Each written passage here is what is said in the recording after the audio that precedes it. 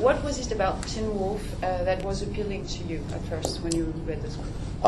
The thing that to me that was most appealing was that I think it kind of went from this typical teen drama like set in high school, and really went beyond that very quickly. I think the fact that it's set in high school is just really kind of just where these people happen to be in their lives, but I don't think it's really necessarily about the drama of high school.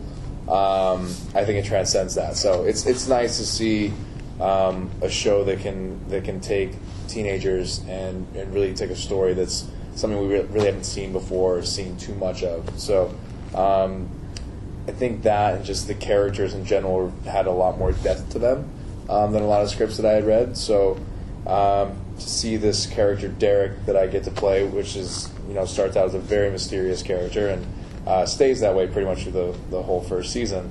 That was something that was fun to play. So it was a nice mix of good guy, bad guy. We don't really know, which is also a very fun thing to kind of toy with because I get to mess with the audience, and that's always fun. How is it to be one of the adults in a teen show? What's funny is you're the first person to really point that out. It's been fun because I don't know that it necessarily comes across so much that way on the show, but it has been fun to kind of be like older brother to like Tyler and Dylan who play Scott and Stiles. It's been it's weird because I really don't think, at least when we do like a lot of our press and things like that there's too much separation. I think we all kind of get put in that group together, so I haven't really noticed too much of it, but it's been a lot of fun. And with the character, does it change something? I don't know if it changes too much. As far as, I'm sorry, let me make sure I know what you're asking. As far as what? As far as about how your character is evolving and how the focus is on him, does it change something to be an adult in a teen show? I don't think so. I think that's one of the things I like about our show is that we don't necessarily cater, at least when we're on set and making it. I don't think we really cater too much to who exactly is watching this right now. I think we make it more about the characters and the relationships and the story. So I think we do a good job of just kind of trying to tell the story for what it is, which is nice. It's a nice thing as an actor to be able to focus on. Okay, the relationship between Scott and Derek isn't simple. They're not friends. They're not enemy either. You're kind of his mentor, but not quite. Right. So how would you define this relationship? I think the relationship is kind of, codependent would be the best way of putting it. I think Scott needs Derek and Derek needs Scott, but neither one of them want that to be the case. I think they both like to be able to do their own thing and be completely separate, but at the moment, that's not possible. Scott can't get by without Derek's help and without learning the things that he needs to, that only Derek can really show him. And Derek can't survive without the help of Scott. So it does make for a very complex relationship, and in season 2, it gets even more complicated. So it's a fun thing to play with, but it's also it does get tricky. It's those moments on set where you're kind of like, well, which part of this are we trying to explore the most right now and really get the most out of? So it's nice to have that though between two characters on a show like this.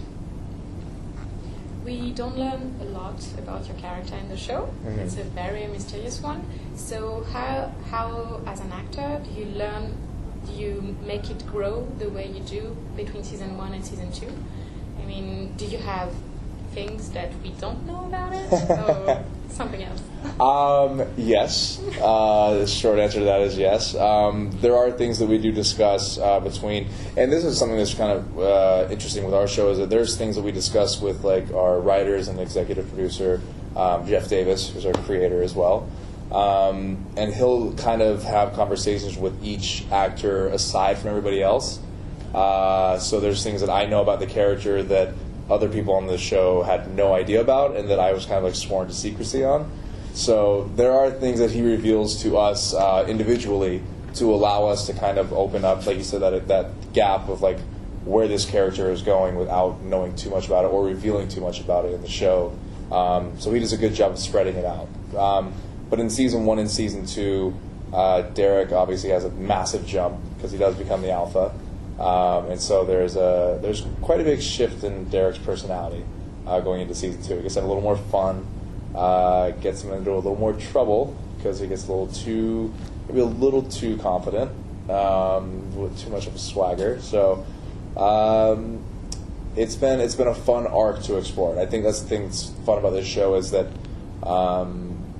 you don't really ever feel trapped into doing the same thing day after day. It's always a constant kind of growth, and sometimes you're thrown for a loop. Sometimes it's a little more predictable, but it's always fun to kind of see where Jeff is going with his writing. Styles is a very funny character. Do you think it's important to bring comedy into all this darkness?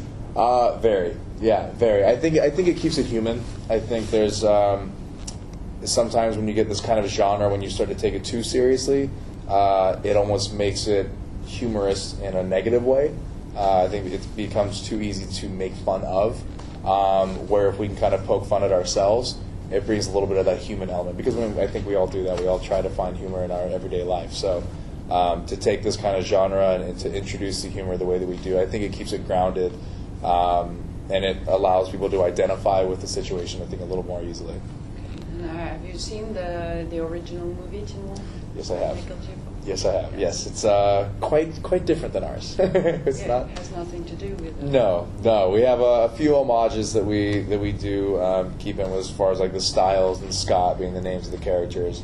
There are a few things that we do throw in every once in a while, but for the most part, we've done, I think, a good job of separating ourselves and doing our own thing. How about the werewolf theme? It has been a long time since we've seen a TV show about werewolf, especially a teen TV show about werewolf. Yeah. I think the last time was the werewolf in high school or something like that. So yes, the campus, this one. So was it challenging to find a show that was able to talk about scary things on TV, but in the same time talking about everyday life? How do you manage the balance? I mean, I have to give credit to our writers. I think they do a phenomenal job of incorporating all that. Like I said, it's nice to see that our show can take these students who are going through high school life, but also dealing with something even bigger. So it's been, I think it's just been an incredible job by our writers to just be very in tune on that. They've done a great job. And how do you think that the werewolf theme has been taken in this one? Is it a good one, or is it like there is nothing new and it's like we see every day? Oh no, I think it's definitely new. I think we have fun with the werewolf mythology. We do play with that a little bit. So traditionally it's the full moon that brings out the werewolf, and in this one it has more to do with being upset or angry or kind of getting a little too over emotional or overexcited. So the fact that you have the ability to control it, if you know how, is something that we play with, and also the idea that the Argents, the family silver, is the ones who hunt and can kill werewolves outside of just a silver bullet. I think those are fun things that kind of reinvent the idea of werewolf mythology in the show. There is obviously a lot of CGI in this show, but you also have to wear a lot of makeup. Yes. How long does it take to become a werewolf? It takes 2.5 hours to transform as a werewolf. Yes. It's the first time I put the makeup on was about a 5-hour process, because we were just trying to. It was the first time I had done it, so we were trying to see what worked and what didn't. But we've kind of gotten it down to a science now, where it's about 2.5 hours each time I put the makeup on. It's quite a long time. It's either a nice long time to have conversation and listen to music, or it's a good little nap. It just depends on what kind of day it is. How does it feel to be part of a show that has been so successful for teenagers? It's nice. I mean, I think this genre is becoming, obviously, like I said, more and more popular. But I think there's things about the show at the core of it. The idea of the the forbidden love story between, you know, the werewolf and the hunter's daughter that makes it kind of that Romeo and Juliet kind of theme that still is at the core of it.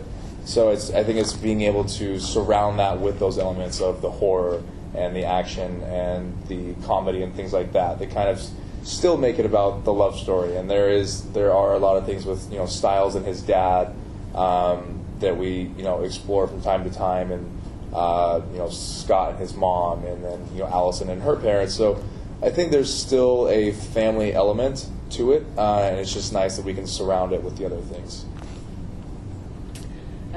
As a kid, you played in The Road to Perdition, Yes. which was a great movie. Thank you. And I was wondering, did you give any advice, because you have an experience in acting, did you give any advice to your co-workers, your customers? You know, if anybody was to ever ask me about anything, I'm not too hesitant to offer advice. But I feel like everybody that got the job, you know, they did what they needed to do to get the job. So they have the right idea, they have the capabilities.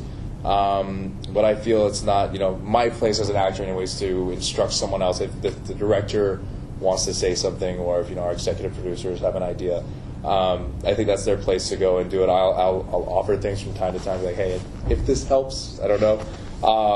But everybody's done such a great job so far on their own that I like to not get in the way and overstep any boundaries. But I mean, that movie in particular, I took in everything I could take because I was learning from everybody.